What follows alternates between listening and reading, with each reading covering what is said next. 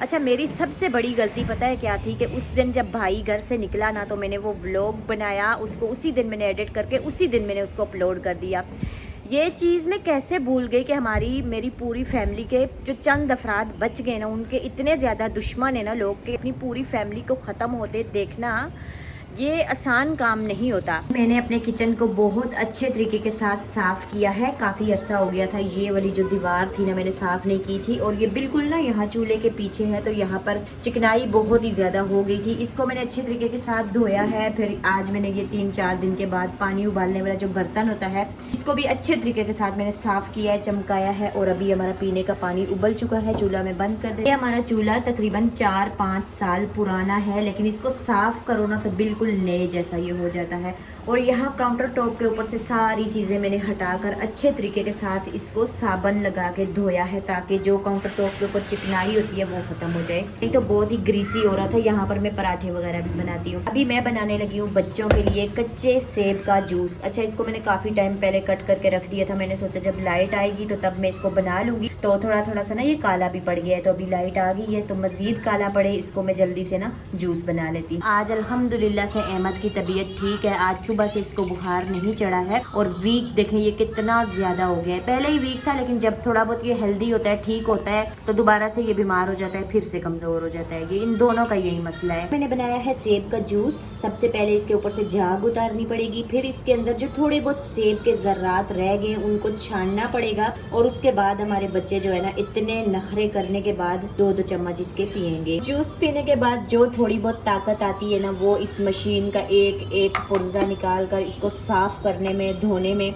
निकल जाती है, क्योंकि इसको धोना ना बहुत ही ज्यादा मुश्किल काम है। अस्सलामुअलैकुम, कैसे हैं आप सब? मैं उम्मीद करती हूँ सब खैरियत से होंगे। अल्हम्दुलिल्लाह मैं भी बिल्कुल ठीक हूँ। 2 दिन लगाकर मैंने एक व्लॉग बनाया है बड़ी मुश्किल के साथ, क्योंकि मेरा दिल ही नहीं कर रहा था कि मैं कोई भी काम करूँ। आज वो कंप्लीट हो गया है, तो उसको मैंने एडिट किया ही नहीं है, क्योंकि हो ही नहीं पा रहा मुझसे। और अभी मैंने दूसरा व्लॉग स्टार्ट कर लिया है। भाई चले गए, उनके साथ घर में रौनक थी, तो आज वो चले गए, तो उनकी वजह से हम लोग काफी उदास हैं। बाकी ये है कि कोई काम करने का तो मेरा दिल नहीं कर रहा। बहरहाल बच्चों के काम है खाना पीना, उनको संभालना, तो ये तो हर हाल में हर माँ करती है, चाहे वो परेशान हो, चाहे वो बीमार हो, कुछ भी हो। नीचे दिल नहीं लग रहा था, तो आज मेरा पूरा दिन ऊपर वाले घर में गुजरा है। जाहिर सी बात है हम लोग शिफ्ट भी होंगे इंशाल्लाह ताला। अब मैंने सोचा कि सबसे पहले मैं सफाई स्टार्ट करती हूँ ऊपर वाले घर से। यहाँ पर जो एक्स्ट्रा चीजें थी वो भी मैंने उठाई है। अभी हो गया है मगरिब का टाइम, लाइट भी चली गई है, और थोड़ा बहुत जो काम रह गया है वो इंशाल्लाह ताला कल दिन के टाइम में इसका कंप्लीट कर दूंगी, और ये हमारा घर जो है ना एकदम साफ सुथरा हो जाएगा। जैसे जैसे सर्दियाँ करीब आ रही हैं तो अंधेरा भी बहुत जल्दी पड़ जाता है। यहाँ पर 6 बजे का टाइम हो रहा है, और इधर देखें अच्छा खासा यहाँ पर ना अंधेरा हो गया है। मौसम तो यहाँ पर बहुत प्यारा है, लेकिन इस टाइम ना यहाँ पर मच्छर बहुत ज्यादा आ जाते हैं, तो वो बच्चों के लिए ठीक नहीं है। आ गई अहमद को मलेरिया हो गया था, या पता नहीं इसी तरह का कुछ। तो अभी हम लोग ना जा रहे हैं नीचे। मैं बनाने लगी हूँ रात के लिए खाना। तो जब कुछ बनाने का दिल ना करे या आप थके हुए हों, तो ये वाला सालन बनाए ना बहुत जल्दी बनता है और बहुत मजे का बनता है। मेरे तो बच्चों का ये फेवरेट है। अच्छा, यहाँ पर मैंने तकरीबन 1 किलो आलू लिए हैं, और इनको बिल्कुल इस तरह से ना मैंने पतला पतला चॉप कर लिया है। यहाँ पर मैंने कुकिंग ऑयल डाला है थोड़ा सा, इसको गरम कर लिया है मैंने, और यहाँ पर मैंने 4 अदद हरी मिर्चें ली हैं। इस सालन के अंदर मैं लाल मिर्चें नहीं डालूंगी, और इनको इस तरह से बीच में से मैंने कट लगा दिया है। अब इसको गरम ऑयल के अंदर में डाल के इस तरह से मिर्चों को पहले थोड़ा सा फ्राई कर लेना, तो इनका टेस्ट भी सालन के अंदर अच्छा आता है, और इनका जो तीखापन होता है ना वो भी खत्म हो जाता है। आमना तो अपने कोचिंग गई हुई है इस टाइम, थोड़ी देर में वो आ जाएगी। बाकी तीनों बच्चे घर पर ही हैं, तो मेरा ना आज जहन काम नहीं कर रहा था कि मैं क्या पकाऊं। तो मैंने हमजा से पूछा और बच्चों से पूछा कि मैं क्या बनाऊं खाने में। तो ये लोग मुझे कहते हैं कि आप ना हमें फ्रेंच फ्राइज बना कर दो। तो मैंने कहा नहीं, वो रात को काफ़ी हैवी हो जाते हैं, क्योंकि बच्चों ने रात को खाना खाना होता है, और फिर मैं इनको जल्दी सुला देती हूँ, वॉक करने का इनको टाइम नहीं मिलता। अच्छा, फिर ये कहते हैं कि हम ना आलू वाला जो वो आप सालन बनाते हो, मतलब ये जो अभी मैं बना रही हूँ ये बना कर दो। फिर मैंने कहा हाँ, ये जल्दी भी बन जाता है और मज़े का होता है, तो इसलिए मैंने सोचा ना कि ये बना लेती। इस सालन को ना जब कहीं से थके हुए आए ना, तो दिल नहीं करता कि हम कोई हांडी बनाएं या कोई सालन बनाएं, इस तरह की चीज़, तो फटाफट से ना ये बन जाता है। इसलिए ये सालन मेरा भी फेवरेट है और मेरे बच्चों का भी फेवरेट है। तो यहाँ पर मैंने अभी दूध भी बॉईल करके रखा है मोहम्मद अहमद के लिए और तकरीबन 10 मिनट के अंदर ये हमारा सालन बनकर तैयार हो गया है। अच्छा, आलू डाले मैंने, उसके बाद मैंने इसके अंदर थोड़ी सी हल्दी, थोड़ा सा धनिया पाउडर, थोड़ा सा जीरा पाउडर और थोड़ा सा मैंने इसके अंदर नमक डाला है। बाकी कोई मसाला मैंने इसके अंदर नहीं डाला। तो पानी तो मैंने बिल्कुल भी इसके अंदर ऐड नहीं किया। इसको बिल्कुल मैंने स्लो फ्लेम के ऊपर पकाया है और ये बहुत ही मजे का पक भी गया है। मैं थोड़ा सा फ्रेश लेमन जूस डाल दूंगी ऊपर से। हमारा मजेदार सा जो सालन है वो बनकर तैयार हो गया है। इस सालन की खुशबू जैसे ही हमजा को आई है ना, तो हमजा बागा बागा आया है। इसका बहुत ही फेवरेट है ये सालन। और हमजा की स्किन माशाल्लाह से जो मेडिसिन में लेकर आई थी ना, इससे एकदम बिल्कुल ठीक हो गई है। और दाने का जो निशान था ना, वो भी इसका मिट गया है। तो वो हॉस्पिटल तो मुझे अच्छा लगा क्योंकि दवाई से इसको फर्क पड़ा है। तो अब आमना की स्किन का थोड़ा सा मसला है एक्नी का, तो इसको मैं वहीं पर लेकर जाऊंगी। अभी मैं रोटी बनाऊं कि थोड़ी ठहर के बनाऊं?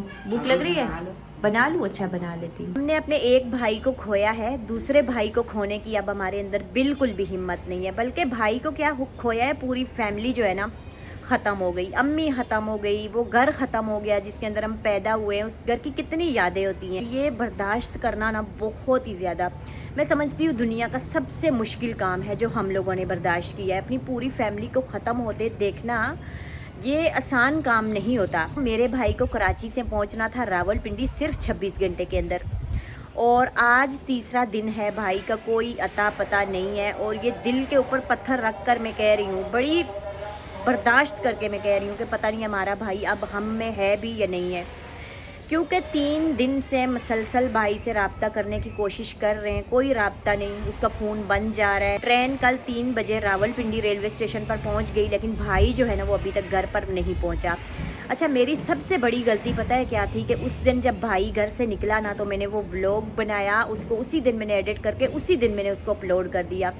ये चीज़ मैं कैसे भूल गई कि मेरी पूरी फैमिली के जो चंद अफराद बच गए ना, उनके इतने ज़्यादा दुश्मन है ना लोग कहते हैं, हमारे दुश्मन जो है वो कहते हैं कि हम अपनी आंखें बंद करें और जब अपनी आंखें खोले ना, तो ये जो चंद अफराद मेरी फैमिली में बचे हुए ना, ये भी ख़त्म हो जाएं। उस दिन क्या हुआ कि मैं अपने भाई को ट्रेन में बिठा कर आई। भाई को मैंने चंद बातें समझाई। जाहिर सी बात है कि हमने अपना सब कुछ ख़त्म होते देखा है ना, हम बहन भाइयों ने, तो हमारे जहन इतना ज़्यादा अब काम नहीं करते हैं। मैंने बोला एक अपना फ़ोन ऑन रखना, अपने फ़ोन का ख्याल रखना, दूसरा किसी अजनबी से कोई चीज़ लेकर खाना नहीं, और तीसरा कोई भी स्टेशन आए आपने ट्रेन से उतरना नहीं है, क्योंकि सारी चीज़ें मैंने उसको लेकर दे दी थी खाने पीने की। अच्छा, वहाँ से भाई को मैंने बिठाया। ट्रेन जब रवाना हो गई, मैं घर पर पहुँची।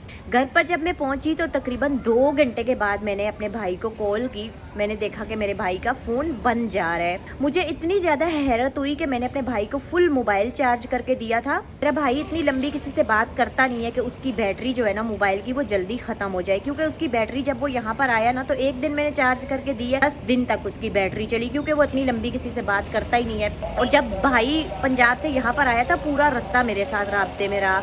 मैं बार बार अपने भाई को कॉल करती रही, राब्ते में रहा। लेकिन जब यहाँ से भाई गया ना, उसके बाद आप यकीन जाने आज तीसरा दिन है, मैं कॉल कर रही हूँ, मेरे बच्चे कॉल कर रहे हैं, मेरी बहनें कॉल कर रही हैं, मेरी भांजियाँ कॉल कर रही हैं। भाई का फ़ोन जो है ना वो मसलसल बन जा रहा है। ऐसा कभी भी नहीं हुआ है। पूछा कि भाई अब जब यहाँ से जाओगे ना तो किसके घर पर जाओगे? तो मुझे भाई ने बोला कि मैं अपनी बहन के घर पर जाऊंगा। हमेशा भाई उसके घर में जाता है, आराम करता है, वही भाई को कपड़े धोकर देती है।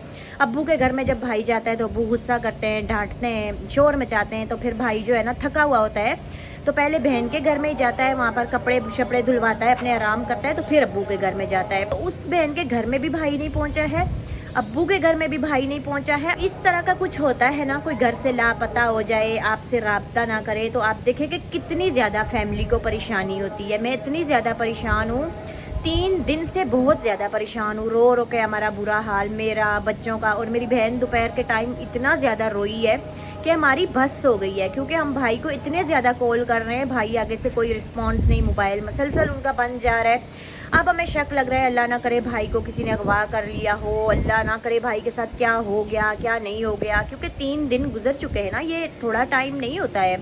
तो हमारे लिए ये बहुत ही ज़्यादा परेशानी की बात है कि सबके साथ तो मैंने रब्ता किया, उस बहन से पूछा, दूसरी बहन से, उसने आगे कॉल करके पूछा, अब्बू के घर में मैंने कॉल की तो मेरी भांजी यही बात बता रही है कि मामू अभी तक यहाँ पर नहीं पहुँचे हैं, परेशान है। कि भाई घर पर पहुंचेंगे नहीं पहुंचेंगे, वो हैं भी या नहीं है। बड़ी परेशानी है हमारे लिए जब घर में कुछ इस तरह का होता है, तो जाहिर सी बात है तरह तरह के वसवसे जो है ना वो जहन में आते ही हैं, क्योंकि हालात जो है ना वो आजकल इतने ज़्यादा ख़राब है। और दूसरी बात, हम आगे भी अपनी ज़िंदगी में ऐसी बहुत सारी चीज़ें सह